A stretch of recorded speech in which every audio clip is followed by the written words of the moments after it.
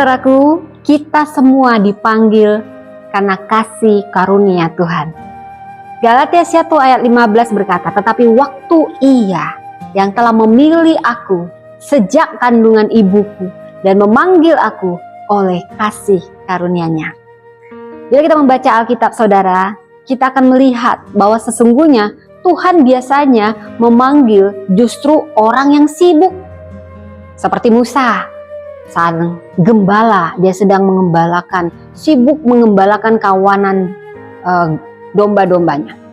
Seperti Petrus dan Yohanes, para nelayan yang sedang sibuk memperbaiki jalannya. Dan saat mereka setengah sibuk dengan kesibukannya, di situ mereka merasakan sesuatu yang memanggil mereka dan mereka pun menanggapi panggilan Tuhan. Bagi Tuhan, sebenarnya ketersediaan kita itu jauh lebih penting daripada kemampuan kita.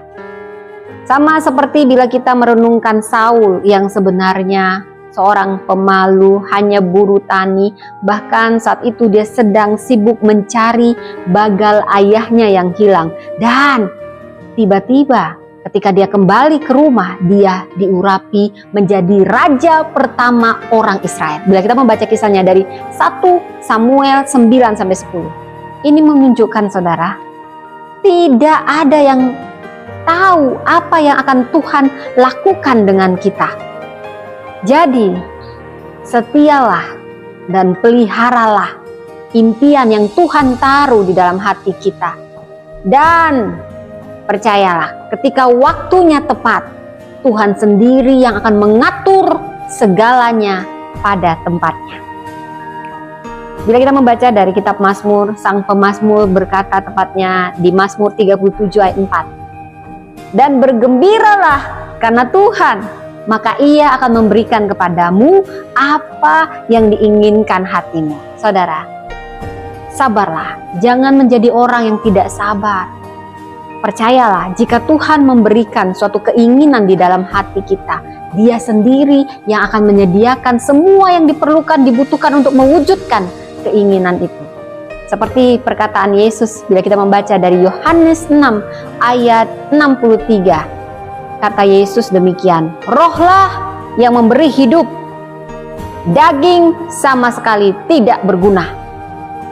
Perkataan-perkataan yang kukatakan kepadamu adalah roh dan hidup.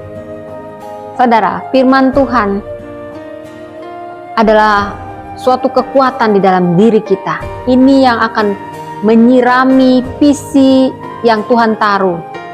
Jadi, mari kita luangkan waktu bersama Tuhan lebih intim dalam doa. Jangan pernah sia-siakan satu hari lagi bergumul dengan panggilan Tuhan. Dan percayalah, ketika kita benar-benar berserah, pasrah pada kehendak Tuhan, saat kita bergumul dengan panggilan yang Dia taruh, percayalah saudara, bila Tuhan yang memanggil kita, ingat, kita dipanggil bukan karena rekam jejak kita yang hebat, bukan karena kecerdasan kita yang hebat, atau talenta kita yang hebat. Semua karena kasih karunia Tuhan. Alkitab berkata, di mana dosa bertambah banyak, di sana kasih karunia menjadi berlimpah-limpah. Roma 5 ayat 20. Kita dipanggil karena kasih karunia-Nya yang luar biasa. Tuhan memberkati.